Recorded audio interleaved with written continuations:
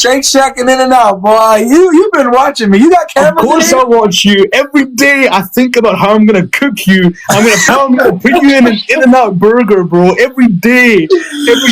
I'm Middle Eastern, okay? You never know. One day you might be a doner kebab. The first point is as follows: Christians attempt, in their best will and interest, to replicate the teachings and life of Jesus Christ, correct? Mm-hmm. That's point number one. Mm-hmm. Okay? You intend to live as he did. Okay? That's point number one. Mm-hmm. Point number two, we as Muslims believe that God has provided this new book to clarify matters of the past and of the present and future, okay? So there are two different things happening here, okay? Number one, you Christians want to emulate Jesus, you want to reach as close to him as possible. Therefore, logically, you would follow exactly as he did, not what Paul tells you to do, okay, which is an aberration. Should we be crucified on crosses too? Don't you believe your original followers were? And I never said all of them. I never said all of them. They didn't look forward to that. They didn't go, hey guys, crucify me on the cross because my Lord was crucified. You venerate them as martyrs, correct? They are martyrs, but you're missing the question. Should we as Christians, since you're saying we should do everything that Jesus did, is that not what you believe? Is that not what you Christians go and get crucified? That is not something you do. That is something done to you. But Jesus willingly went. Jesus willingly went to them and said, "I gave my life as a ransom for many." According to you, to fulfill the prophecy. That's not the same thing as you willfully going and stabbing yourself in the hand in a cross. That's not the same thing. Why don't I have somebody else do it? Since my Lord was crucified, why don't I have somebody put nails in my hands and nail me to a cross and leave me there? Come on, GodLogic. You know the argument you're making is very facetious. You know what you're doing right now. Come on. I'm showing you that your understanding of Christianity and the standard that you're trying to apply to us is faulty. Jesus is our Lord, yes. We obey his teachings, yes. But we don't do every little thing that he did. That's crazy. Okay, first of all, yes. If Jesus walked with his 2 inches with his left foot and 3 inches with his right, obviously you wouldn't expect to copy the exact movement of his feet just as he did. Okay. However, Jesus, your belief is that he was a Jew. Okay. No, that's what you said. We both believe he was a Jew. We also believe he was ethnically a Jew. All right. So we're on the same page, and we get that from the Bible. Okay. Right? No. Copying the way he walked, that's an OCD matter, okay? The matter about dietary law, that is something that is part of the community, part of the faith. Everyone agrees with it, all right, around that time, who is a Jew, okay? So it's not the same thing. And it's not the same thing. I'm going to let you continue. Just quick question. It's not even on subject, but just quick question. I'm not even going to fuss with you. Are you familiar with, isn't there a particular foot that you're supposed to walk in the bathroom with because Muhammad walked in the bathroom a certain way? Yes. So you and into the mosque as well, yes. Right. So that's interesting. So you said if you're walking certain steps that Jesus stepped and how he walked, yada yada, that would be like OCD type stuff. But this is in your religion. No, there's a complete difference because when I gave the example previously, I'm talking about you're literally thinking of literally every step you take once you're walking around the world, right? That's how you have to be. But when you walk into a mosque and you place your right foot forward first, this is a symbolic gesture. This is a meaningful gesture. This is not something where you're OCD thinking every step you take in your life, counting every step. It's not the same. I can understand the thing about the masjid thing if there's significance to that. But what about the bathroom? Why do you have to walk into the bathroom with your right foot first just because Muhammad did it? What do you mean? It's sunnah. We copy that practice. But is there what's the significance? I know around the matter of eating with the right hand and eating with one certain hand and shaking a hand with the other hand. I don't know regarding the bathroom matter of the foot. Okay, I'm uneducated on the matter about the bathroom. Fair enough. All right, let's continue to get back on top. That was just a little sidebar. But go ahead. You was finish your point. I hope I didn't distract you too much. No, you threw me off my goddamn point. And sorry for blaspheming. Yeah, the example you gave about crucifixion, I'm sorry, it is a very bad example because I agree. What do you mean you agree? You made the example. You gave the example. No, what I'm saying is it's a bad example because the standard that you was applying on me was bad. We should do everything that Jesus ever did. But no, we shouldn't. We follow his I never said that you should get crucified like you claim I know he you did. didn't say that, but that entails that as well. We don't have to do everything Jesus did. We have to follow his teachings. We follow his commandments. We don't have to do everything he did. Does he not say, and I know this verse is going to get, we're going to start arguing about this for the next whatever, but the verse about not doing away with the old law, you're going to say, well, he defined this, he fulfilled the covenant and the old law is done away with. And I will say, no, it's not done away with until heaven and earth pass away. We're just going to no. Let's go with that. So let's go with that. Let's stick with that thought. So Jesus says that the law won't pass away until all is fulfilled. But you have an understanding that it's still staying like it's because heaven and earth is here. So the law is still right. It's still the law. It's still what is applicable to us today. Right. That's what you're saying. Correct. Let's go with that. And you're saying that Paul changing the law goes against what Jesus said, that it can't be changed until heaven and earth pass away, right? Correct. Okay, cool. So let me go with you. So are you saying that whoever teaches that Jesus changed the law, because this is where Paul is claiming he gets it from, that he's under the law of Christ or whatever. So whoever teaches that Jesus changed the law is going against what he actually said, right? And they're a false messenger. Are you going to now try and apply this to Islam? I'm just asking a question on Paul. No, you're gonna play a trick on me. You're gonna do a reversal on Islam, aren't you? You've been watching this long enough. Repeat the question, yeah? If someone is teaching that the law has been changed, are they a false messenger? I am not going to play your little game. I know where you're taking this. So if the answer is no. Listen. You can't use this on Paul then if you can't answer that question, my brother. You know what the most ridiculous thing is? The fact that you and Sam always attack Islam and the Prophet about matters like violence. When a man, I'm talking about Paul. Yeah. When a man like Paul literally murdered unalived one of the apostles. All right, so are we switching it now? Are we talking about? I'm just saying, you guys are not consistent whatsoever. You said that Paul unalived one of the apostles. Yes. Where do you get that from?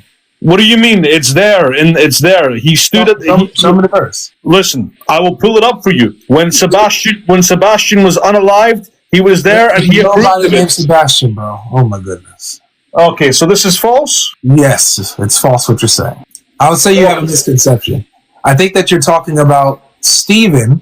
Stephen was stoned, and Paul was present when he was stoned. Yes, that's what I said. He stood there, and they placed the clothes at his feet, and it says he approved of it. But where does it say that? Where does it say that he's the one who that took part? I never said that. I never said that he did it with his own hand. I said he approved.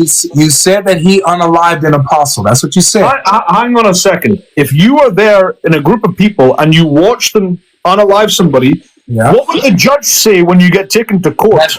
That I'm an accomplice. And they place no. They place the clothes at your feet, and you say, "Yes, I approve of this." What would the judge say? I'm not guilty of the crime. You can't. I can't believe you're saying this. What? Say what you just said to me to Sam, yeah?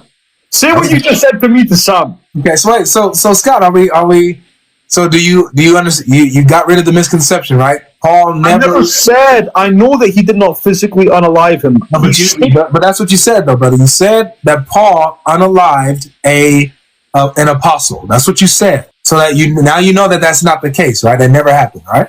Okay, I know the story, okay? I know the story, right? You named somebody named Sebastian, who's nowhere in the Bible, and then you also said that Paul, an apostle. You don't know the story, dude. I know the story. I've got it in my brain. They unalived him, and they placed the clothes at his feet, and it says that he approved of it. All right, did Paul unalive him, yes or no? With his own hands, no. All right, then. But he approved of it. You were wrong. Okay, I agree. He approved of his unaliving, but he himself he didn't do it. He didn't take part of that. Okay. Right. Now go on to the matter of Stephen.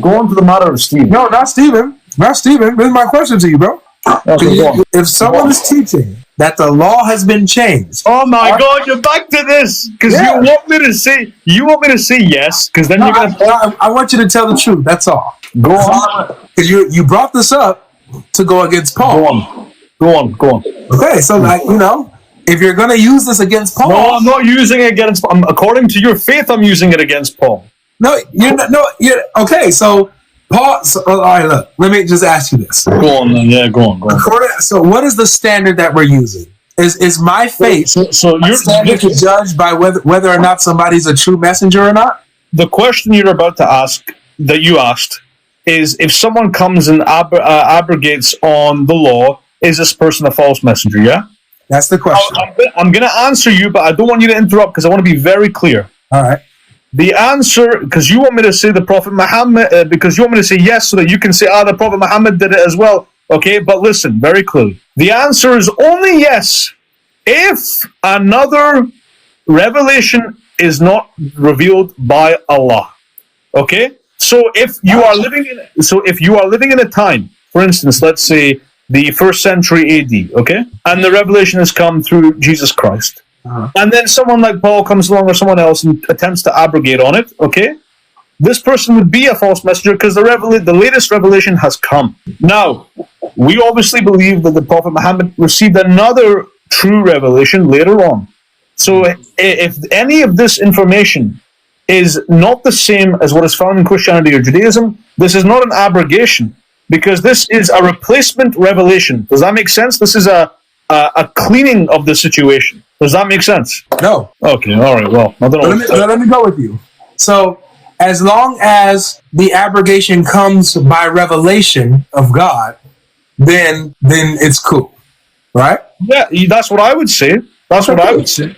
I got you. So look, here's Galatians chapter 1, verse 11. It says, verse 11 and 12. For I would have you know, brothers, that the gospel that was preached by me is not man's gospel. For I did not receive it from any man, nor was I taught it, but I received it through a revelation of Jesus Christ. So what Paul is teaching is a revelation. Right. So therefore, if he reveals that there's some laws that have been abrogated, he's in the clear because it's a revelation from God. Okay, Thomas Aquinas used to tell people he could levitate, right? So? Right? There's a lot of bullshitters in history, you know that, right? Do you see how Paul meets all your criteria, all your standards? What criteria does he meet? Revelation. First of all, do you agree or disagree that in order for a man to receive revelation from God, and you believe Christ is God, that he ought to be pure? No. So you don't believe that Jesus was... who is Jesus? Jesus is the only pure one that's ever walked this earth. Everybody else has failed. They've fallen short of the glory of God. So you believe a man who is completely corrupt can receive divine revelation? I believe that I think that all men are completely corrupt. That's what the Bible says. No one is good except God alone. Okay, yeah, you believe in faith. You believe in salvation through faith. But honestly, don't you believe in salvation through Allah's mercy? Yes, but we also believe in actions and our actions here in this life as well. I do too. I believe in actions this life, that my works are proof of my faith. Wouldn't you say that your works are proof? What do you mean your works are your proof? Where are you getting that from? Which denomination are you following now? The Bible. Look. And by the way, this is again what Paul says. See, I'm showing you that you actually agree with a lot of things that Paul teaches. Watch this. What would I agree with what Paul teaches? Paul said circumcision was not required. Paul said you could eat pork. Pause. Paul established 1 second. Paul established his own church. Relax. You know what's terrible? You guys don't look into the history of Christianity. Let me show you. So this is what you would agree with. For by grace you have been saved through your faith, and this is not your own doing; it is a gift from God, not result of works, so that no one may boast. Do you believe that God's mercy is as a result of your works, or is it a result of His own goodness and mercy? I believe the latter. Exactly. That's what Paul just said. So. And then he goes on to say, not a result of works, that no one may boast. But that's a bit of a word salad. Can I explain why? A word salad. Do you know what a word salad is? Because of course I do. Listen, GodLogic, let me respond. The reason that's a bit of a play on words is because God can always God's mercy is always. Can you repeat the second part of what you said? The second statement. And this is not of your own doing. It is the gift of God, not a result of works, so that no one can brag, no one can boast. Yeah. So we all believe that God, Allah, is all powerful, and so His mercy is His alone. Okay, so the point about can Allah, or God give you mercy versus works is not really it's not a dichotomy between one another. You know what I mean? It's not either or. It's both and. Beautiful, nice. Let me continue. Because God is all powerful, God. Good. So let me continue. So Paul just highlighted how God has given us grace by our faith. Listen, God, let me ask you something. No, wait, let me finish, bro. Goodness. Let me show you how he continues to also talk about your works. He says, "For we are his workmanship, created in Christ Jesus for good works, which God prepared beforehand that we should walk in them." We should walk in good works. So yes, God has given us his grace and mercy because of our faith. And because of our faith, our response is to now walk in good works. He has prepared us for good works. Okay, but how does this address, we can talk about this all day, but how does this address the fact that Paul said you don't need to get circumcised? So wait, do you agree? I mean, with first of all, wait, I brought you here to show you that you agree with Paul's teaching. Don't you agree with this? Listen, on the matter of Allah's mercy, God's mercy, I agree that Allah's mercy is above all, okay? Nice. And I also, as a Muslim, believe that my actions in this life determine my judgment in the hereafter. Okay. That doesn't make any sense. It's either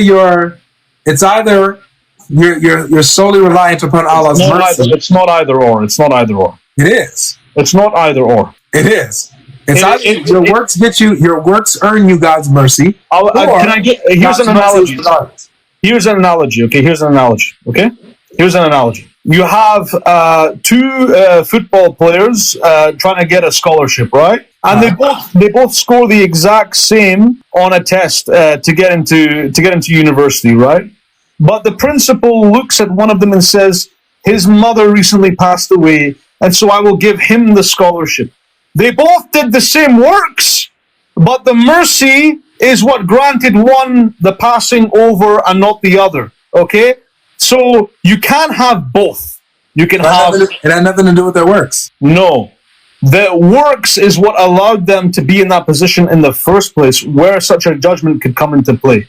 Okay? So if you don't have any good works, you're saying that Allah won't give you mercy? Allah is all merciful. So if you do not have good works, can you still earn his mercy?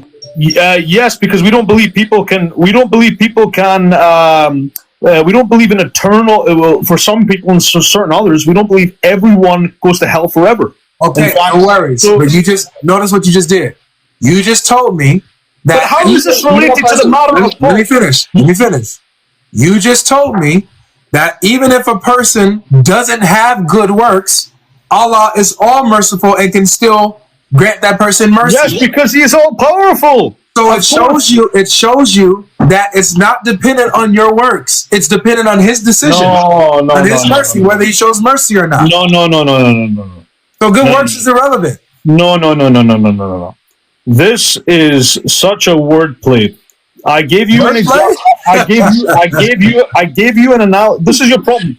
This is the Christian's problem. You philosophize too much. You enter into philosophy too much, and what happens is you enter into you cannot apply logic to matters like this. It's not either or. It's not a fucking logic gate in a computer. 1 or 0. 1 or 0. Okay.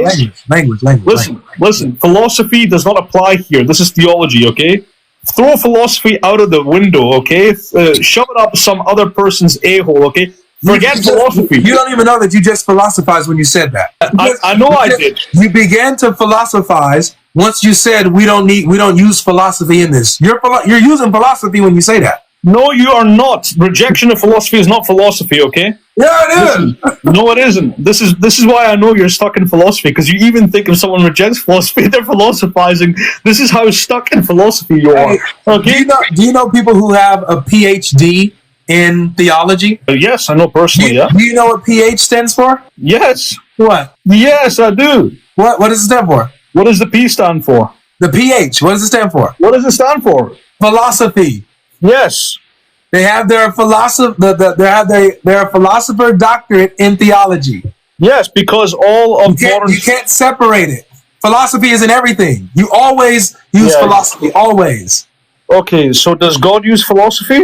Yes. Well, God's a philosopher. It begins with them. Why do you think we have it? Philosophy comes from God. Listen, the reason the philosophy is in the P, okay, being serious for a second, is because ancient systems all started with philosophy and everything else branched out from it, okay? So all new scientific fields and all new linguistic fields, etc., all came from philosophical schools of thought, okay? And then they branched out. But we don't need philosophy, GodLogic. You just philosophize again. Oh my. Anyway, listen, right? On the matter of Paul, is it because you don't want to get circumcised? Can you just be honest? Where does the Quran mention circumcision? What are you talking about? Where does the Quran say that you have to get circumcised? I get it from the hadith. Show me where. Google it. There's a hadith from the Prophet where he says it's a law for men to be circumcised. Google it. Okay, was Muhammad circumcised? What do you mean? Was Muhammad circumcised? What do you mean? Are you crazy? Muhammad, when he was 8 days old, get snipped. Listen, what do we believe? You know what we believe. What do you believe? You know what we believe. So why are you asking the question? No, what do you believe? That's what I'm asking. What do you believe? I think there's different schools of thoughts on this. I think some Muslims believe that he was born circumcised, and others believe that he was circumcised later. He was born circumcised? I'm not educated on the matter of the Prophet ﷺ's matter of circumcision, so I'm not going to argue from ignorance here. Listen, this is why you know. This is why you know that I am not a dishonest liar. You know I'm not a dishonest liar. I tell you when I'm ignorant about a topic. I am ignorant on the matter. But here's the thing. Here's the thing. This is why I like you, Scott. Listen. This is why we have vision. GodLogic, listen. You have diverted the entire conversation since I joined into a matter about Islam. No, I haven't. You know it says in the Bible very clearly about the day on which Jesus Christ, peace be upon him, was circumcised. Yes or no? We know. Was Muhammad circumcised? This is irrelevant. We're talking about. It's very relevant because you're saying that you're in line with the law, and if Paul is out of line with the law or teaching anything other, then Muhammad, if he's not circumcised, he's not in line with the law, and therefore is a false prophet. GodLogic, listen, bro. See, you're not arguing in good faith here, okay? How? I never joined this live to discuss Islamic principles or Islamic history. I joined to showcase to you why I am trying to showcase to you how Paul abrogated from Jesus' life. Okay, and that makes him wrong, right? And yes. Okay, so whoever. All right, now let me ask you this. I already clarified this. If someone abrogates from Jesus' life, are they a false prophet? Not if another revelation is revealed. I already clarified so we already clarified, and I already read to you that Paul received revelation. So that's he meets your standard. Okay, so let me ask you this then. Okay, you believe Jesus? You believe he is crucified? He ascends. He tells the disciples to spread the word. Okay, and then you believe some decades later, this man who was a Roman decades is a few years later. Okay, listen, don't get into this with me because you're going to lose. Okay. Wow. I think I've been winning this whole time. Show me a single first-century papyrus of the writings of Paul. Go on. Why? Show me a single first-century papyrus. Does that mean? Wait a second. Does that mean that his writings don't come from the first century? They don't. Really? We know that they majoritively all come from the early second to mid-centuries. Okay. Well, all right. Do me this favor. Go online and put in the date of 1 Corinthians. Yeah, I know what it says the date is. What is but there is no extant papyrus which proves it. Oh, so if they don't have a first century papyri manuscript, How do you think they came to the conclusion that Paul's letters date to the 1st century? Because that's what the early church fathers claimed in the 2nd and 3rd centuries. Well, I'm not talking about church fathers. I'm talking about liberal scholars, people who are not Christians, who are textual critics. Because scholars and they even conclude that Paul's writings date to the 1st century. Why? If we don't have a 1st century document? Because they take matter, they read people from the 2nd century, and they use that as the source. But it is not enough secondary resource. It's not enough to actually determine whether or not Paul came a few years later. Okay, but wait a second. But they've determined this. Let's assume he did. Because actually, you're making my argument even better by assuming such a thing. Okay. So let us assume that Paul came some years later, very soon after Christ's crucifixion. Okay. He was right there, right after Christ's crucifixion. Okay, let's assume. And he goes there and he meets with James and he meets with Peter and blah blah blah. Okay. So let's assume it was very soon after. Yeah. My question to you is: the Son of God, according to you, the revelation. Why would God simply a few years later instill a completely new revelation? This is what you are claiming now. You are claiming that God brought his son, crucified him, and then literally a few years later comes along with an entirely new revelation which goes against the law. Now, do you realize why this is illogical? Do you realize why this makes no sense? You just destroyed the Quran. Because if Paul coming with a new revelation a few years later proves that he's a false prophet and it doesn't make logical sense, then how much more does that disprove Muhammad as a prophet when he comes 600 years later after Jesus? No, it proves him more. Why does it prove him more? What? Because what are we doing, man? Because the disciples at the time who met Jesus, who lived with him, who supported him and protected him, they were alive. They could spread the message. It was still in them. It was still alive. It was in their brain. However, 600 years later, the prophet was living around a time where it was a bunch of pagan, dirt-dwelling kafar. Okay?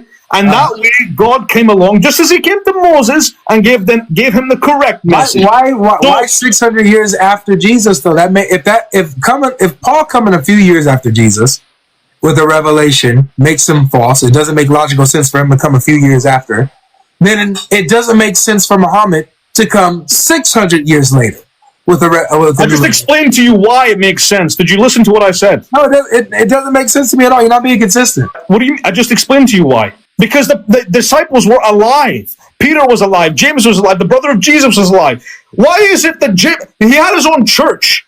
It got destroyed, and Pauline Christianity survived. He built up a network of people and people he sent letters to. And James's ministry was never destroyed. What are you talking about? Okay, where is it today? It's Christianity, dude.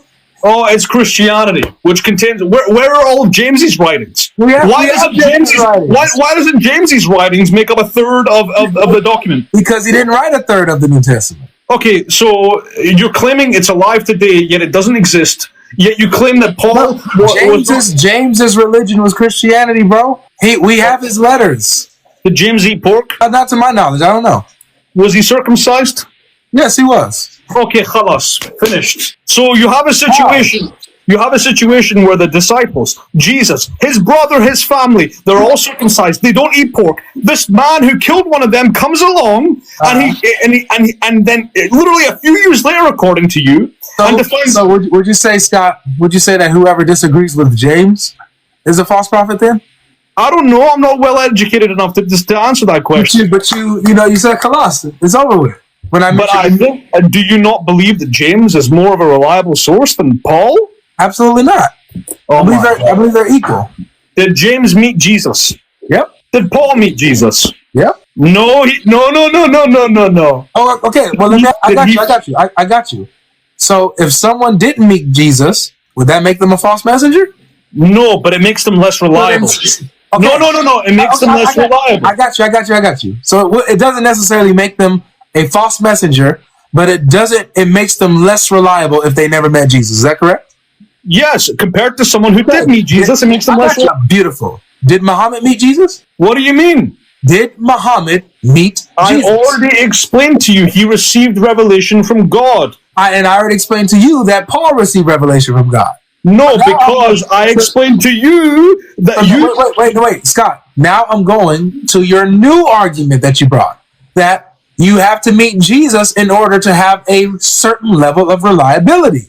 So did Muhammad meet Jesus? We are simply talking now. We're not talking theology here. We're talking history. What, we talking philosophy now? We're talking history / theology here, okay? And philosophy, right? Mix it all together and make a nice curry for yourself, mate. Listen, all right? Because I know you like that nice Shake Shack and that Chick-fil-A you got over there. How do you know that? And I know that you and Sam Shimon, you love to eat Chick-fil-A. You love to eat it. You need to stop eating In-N-Out. I watch you. Shake Shack and In-N-Out, boy. You've been watching me. You got cameras. Of course I watch you. Every day I think about how I'm going to cook you. How I'm going to put you in an In-N-Out burger, bro. Every day. I'm Middle Eastern, okay? You never know. One day you might be a doner kebab. Listen, right? Let me finish. Right? Listen, bro. Okay, listen.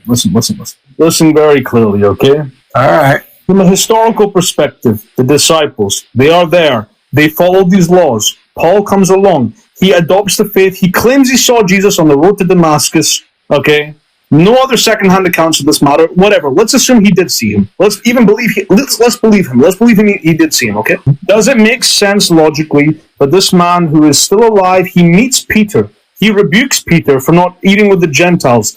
This man who's still alive, he comes along and he provides this revelation. Does this make any sense to you? Sincerely, does this actually make sense to you? It makes perfect sense to me that Paul, being sent by Jesus, wrote a lot of letters explaining the gospel and breaking it down, speaking from revelation, since he says it's a revelation from Jesus. Peter, James, and John affirming that he's a messenger of Jesus and that he's a messenger to the Gentiles. They affirm it. Who says, hang on a second. Whoa! Peter even says that that Paul's writing is scripture. Did you know that? Okay, so on whose account? Peter's. Okay. Go ahead and read the source. Okay. I'm familiar. And by the way, I'm familiar with the source. I'm familiar with the letters of Peter. I'm familiar. So let's go to what Peter says himself about Paul's writing. Let's see here. You can cook me now if you want. I'll come back tomorrow with even more seasoning for you, okay? Okay, I'm with that, man. I'm with that.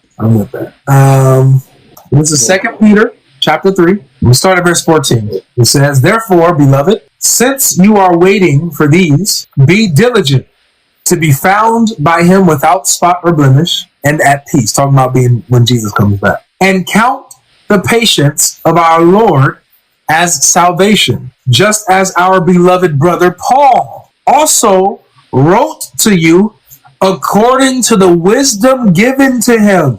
Yeah. Which Peter is this?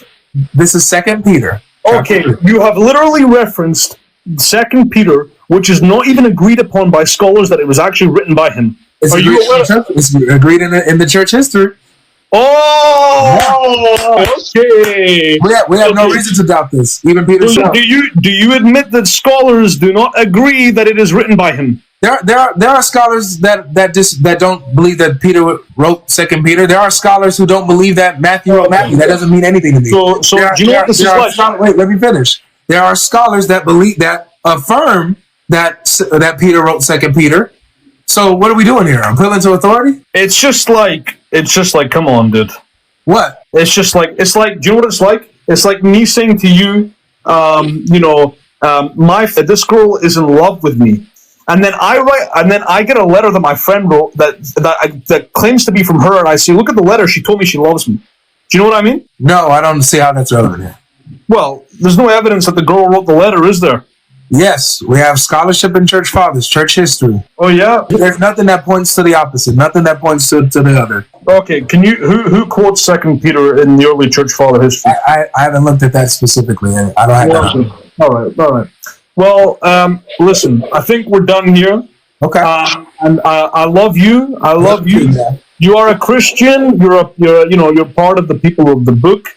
And unfortunately, you hang around with Sam, who is bald, and you have hair, so he's jealous of you. But listen, say that all the time. Yes, that's true. But listen. When are you going to get circumcised? Why are you worried about my junk? When are you gonna get circumcised? Why you worried about what I got in my pants, dog? I'm just saying, listen. It's there. Jesus circumcised. Why didn't you? Think Why didn't about it. Muhammad? Just moving the goalposts every time. This is I know I'm using the same goalposts. No, If Muhammad is a follower of Jesus and in line with Jesus' teachings and actions, why didn't Muhammad get circumcised? why don't you work as a goalkeeper in soccer? Because the way you move goalposts, it's beautiful. It's honestly beautiful how you keep switching the goalposts around. No one would score against you. But listen, I love you. Listen, why don't you come to Speaker's Corner and me and you chat to Muhammad Ajab and all them. I know you don't like them. I'll be there again soon. I don't know exactly when again, but I plan to go before the year's out. So okay. I'll announce. I don't think I'll announce it because I want people to make sure that they're there. I don't want people avoiding me, but I'll try to message you. No one will harm you. Don't worry. Yeah. I didn't say harm. I didn't say harm. I said avoid. I don't want people avoiding me. Oh no, no one's gonna avoid you. I'm gonna be there, bro. I'll be there before you're even there. I'll be at the airport, bro, and I'll be there with a sign that says "GodLogic," ready to pick you up, take you to the mosque, and sort you out. All right. I'll definitely go do the masjid. I'm down for that. All right. I love you, bro. Love you too, man. Okay. Take care of yourself, all right? Assalamu alaikum. Alaikum salam. Al-Basi. All right. That was funny.